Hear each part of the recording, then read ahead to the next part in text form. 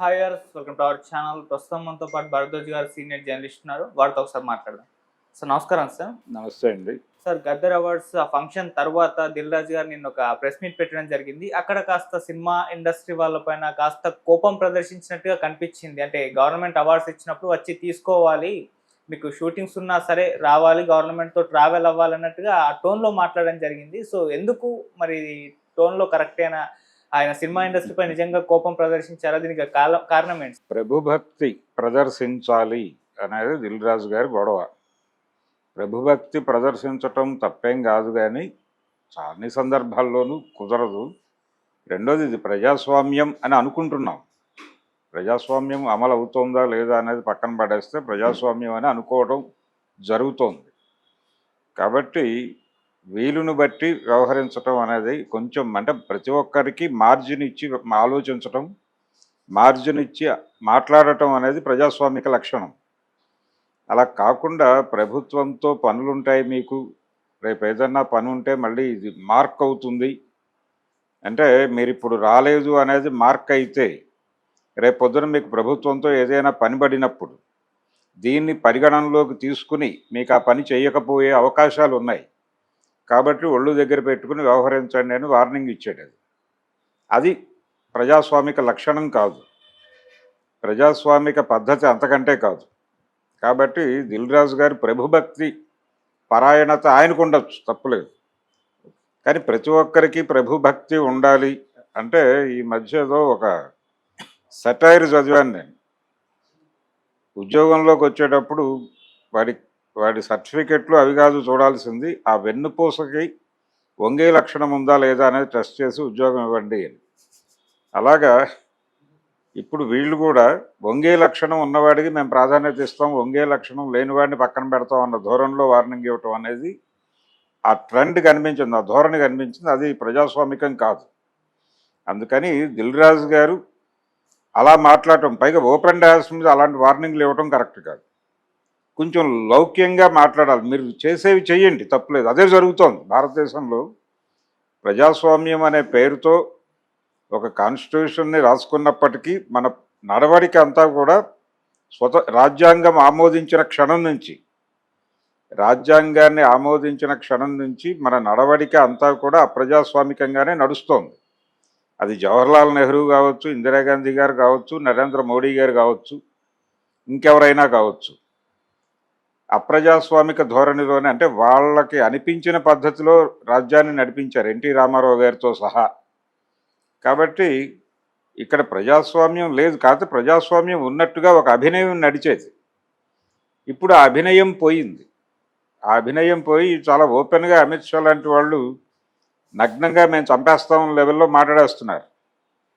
అదే ధోరణిలో మొన్న తెనాలిలో ఒక నలుగురు యువకుల్ని నడి రోడ్డు మీద, దళిత యువకుల్ని నడి రోడ్డు మీద 3-4 సెంటర్లలో చితక్కొట్టి వార్నింగ్ ఇచ్చారు పోలీసులు. కొట్టడం తప్ప రైటా అన్నది కాదు, వాళ్ళు తప్పు చేశారు అంటే ఓకే. తప్పు చేసినప్పుడు ప్రజాస్వామికంగా ఒక చట్టం ఉంది, ఆ చట్టం ప్రకారం వాళ్ళ మీద కేసులు పెట్టి కోర్టుకు సమర్పిస్తే కోర్టులు వాళ్ళకి శిక్షలు వేస్తాయి. శిక్షలు వేయటానికి కోర్టు ఉంది, నేరస్తుల్ని పట్టుకోవడం వరకు మాత్రమే పోలీసుల బాధ్యతగా రాజ్యాంగంలో రాసి ఉంది. కానీ వీళ్ళు 3rd డిగ్రీ ప్రయోగించడం అనేది కుదరదు రాజ్యాంగం ప్రకారం, కానీ చేస్తున్నారు. 3rd డిగ్రీ ప్రయోగమే కాదు, కాల్చి చంపేస్తున్నారు కూడా. చంపేయటం దాకా వెళ్ళిపోయిన మమ్మల్ని రోడ్డు మీద కొట్టొద్దు అంటారేమిటి అని పోలీసులు ఆశ్చర్యపడ్డారు, అలాగే హోంమంత్రి గారు కూడా ఆశ్చర్యపడ్డారు. అలాగే ఇప్పుడు దిల్ రాజు గారు ఆశ్చర్యపడుతున్నారు. ప్రభుత్వం పిలిస్తే మీరు రాకపోవడం ఏమిటి? ప్రభుత్వం అంటే ఏమనుకుంటున్నారు మీరు? ఈ ధోరణిలో నడిచింది. ప్రభుత్వం అంటే ప్రభుత్వం, ప్రభువు ఉంటాడు అక్కడ. ప్రభువు కింద ఉండటమే ప్రభుత్వాన్ని ఆమోదించటం. ప్రభుత్వాన్ని ఆమోదించటం అంటే మీ బాస్ ఎవరైతే ఉంటారో ఆ బాస్ని మీరు ఆమోదించటమే. దిల్ రాజును కూడా ఆమోదించాల్సి ఉంటుంది మీరు, లేకపోతే దిల్ రాజే నేరుగా చర్యలు ప్రతిపాదించే అవకాశం ఉంది అని ఒక రకంగా సినిమా ఇండస్ట్రీకి వార్నింగ్గానే చూడాలి. అది అలాంటి వార్నింగుల ట్రెండ్ నడుస్తోంది. కాబట్టి దిల్ రాజు గారు మాట్లాడిన ధోరణిలో తప్పుందని నేను అనుకోవడం లేదు, కానీ ఒక చిన్న సూచన ఏంటంటే కొంచెం లౌక్యం ప్రదర్శించండి. ఓకే. కొంచెం పంచదార కలపండి మీ కషాయంలో, మీ వార్నింగ్ కషాయంలో కొంచెం పంచదార కలిపి, లేకపోతే ఆర్గానిక్గా బెల్లం కలిపో కొంచెం తీపి చేసేవ్వండి ప్రపంచానికి. మేము ఎన్కౌంటర్లు చేసేస్తాం, జాగ్రత్త లెవెల్ వార్నింగ్లు వద్దు.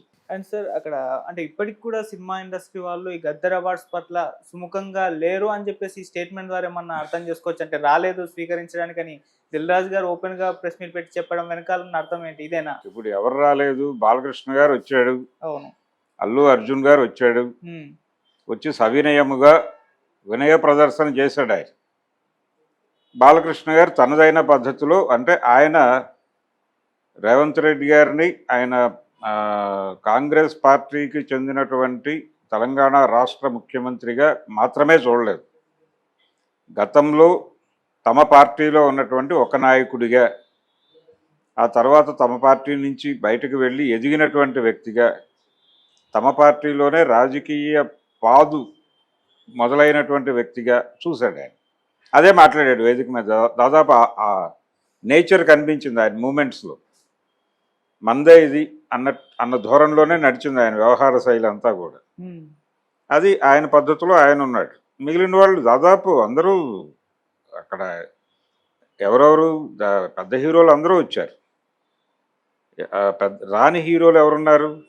రాకుండా అంటే చిరంజీవి గారు ఇలాంటి వాళ్ళకి ప్రత్యేకంగా సినిమా పరిశ్రమకు సంబంధించిన ఫంక్షన్ కాబట్టి ఇండస్ట్రీ పెద్దలు కొంతమంది ఉండటం అనేది ఆనవాయితీ. అవార్డులతో సంబంధం లేకుండా ఆ ఈవెంట్ని గ్రీట్ చేయడానికి, లేకపోతే ఆ ఈవెంట్ని ఒక రకంగా ప్రజల దృష్టిలోకి వెళ్ళేలా చేయటానికి ఇండస్ట్రీకి సంబంధించిన పెద్దలు అక్కడ ప్రజెన్స్ ఉండేది. గతంలో దాసరి గారు ఇలాంటి వాళ్ళు ఖచ్చితంగా అక్కడ ఉండేవాళ్ళు. అట్లా చిరంజీవి ఇలాంటి వాళ్ళు కొంతమంది ఉంటే బాగుంటుంది అనే అభిప్రాయం ఉంది చాలామందిలో. కాకపోతే ఎవరి పనుల్లో వాళ్ళు బిజీ షెడ్యూల్లో ఉన్నారు. ఆ యాక్టివిటీలో ఉండి కదలటానికి అవకాశం లేని పరిస్థితులు ఉండటం వలన మాత్రమే రాలేదు తప్ప వాళ్ళెవ్వరికీ దీని పట్ల వ్యతిరేకత ఉందని నేను అనుకోవట్లేదు.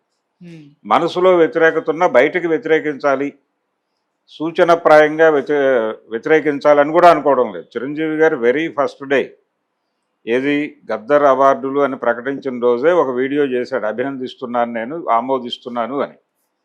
కాబట్టి ఆయన రాలేదా వచ్చారా ఈ గొడవతో ఎవరికీ ప్రమేయం ఉండాల్సిన అవసరం లేదు.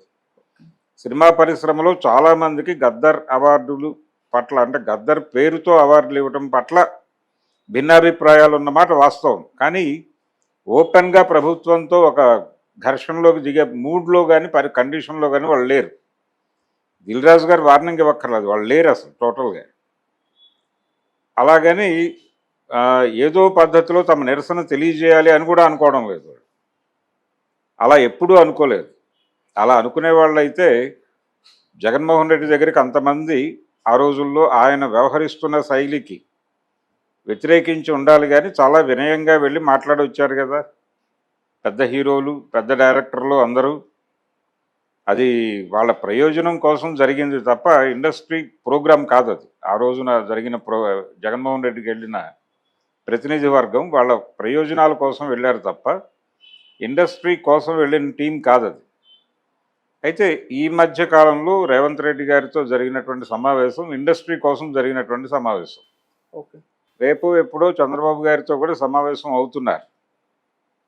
ప్రభుత్వాల చల్లని చూపు ఇండస్ట్రీ మీద ఉండాలి అనే ఉద్దేశంతో ప్రభుత్వాలతో అనుకూలంగా వ్యవహరించడమే మొదటి నుంచి ఉంది. ఎప్పుడో 2-3 సందర్భాల్లో కొంచెం ఎక్కడైనా టోన్ పెరిగి మాట్లాడి ఉండొచ్చు. ఏది ఇక్కడికి హైదరాబాద్కి సినిమా ఇండస్ట్రీ షిఫ్ట్ అవుతున్న టైంలో బ్రహ్మానంద రెడ్డి గారి ప్రతిపాదనలకి కొంచెం భిన్నంగా రామారావు గారు, రంగారావు గారు స్పందించిన క్షణాలు తప్ప అంత సీరియస్గా, అంటే ఆయన దాదాపు ఒక 5 వ్యాసాలు రాశాడు ఆంధ్రపత్రికలో రామారావు గారు అప్పుడు. అలాంటి సైద్ధాంతిక పరమైనటువంటి విభేదాలతో ఇప్పుడు ఎవరూ లేరు. ప్రతి ఒక్కరూ అనుకూలమైనటువంటి పద్ధతిలోనే వ్యవహరిస్తున్నారు. పొలిటికల్ క్రిటిసిజం కూడా తమ సినిమాల్లో ఉండకూడదు అనుకుంటున్నారు. సీరియస్ పొలిటికల్ క్రిటిసిజం సినిమాల్లో పెట్టి నడిపేటువంటి, లేదు పొలిటికల్ సెటైర్ తీసేటువంటి కండిషన్లో కూడా సినిమా ఇండస్ట్రీ నుంచి ఎవరూ లేరు. కాబట్టి సినిమా పరిశ్రమ చాలా ఒదిగి వ్యవహరిస్తోంది. అందుకని ఇక్కడ ఎవరికో వార్నింగ్ ఇవ్వాల్సిన అవసరం లేదు, కానీ ఇంకొంచెం అప్రమత్తంగా ఉండాలి అని చెప్పాడు దిల్ రాజు గారు. ఓకే. అప్రమత్తంగా ఉంటామనే ఇండికేషన్ వాళ్ళు స్వీకరించారు.